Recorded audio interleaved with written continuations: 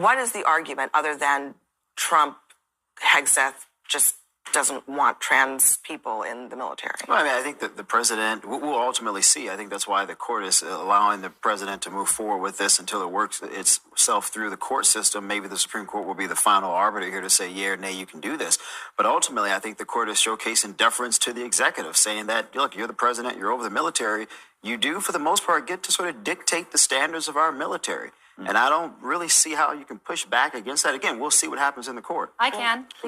Well, you can't push back against it because, ultimately the president is the commander in chief. I know these people don't want that to be the reality. I know these judges at the district court level don't want that to be the reality, but it is the reality. And ultimately, the reason for it, outside of hate and bigotry, has to do with the fact that when you have somebody with, for example, gender dysphoria, that is a medical issue, a health issue that has to be managed, right? In the same way that, again, the military doesn't allow people into service who have other types of medical conditions that, again, are going to require special treatment and things of that nature.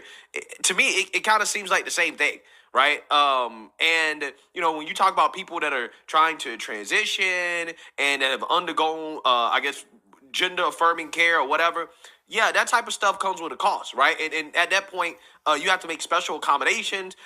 When you talk about biological males taking feminizing hormones, essentially you're making them less ready to fight, right? I mean, if you have a biological male who's taking hormones to make him less athletic, to make him have less muscle mass, right? Like that, essentially, again, you are basically making yourself less ready to fight, right? You're less capable of combat.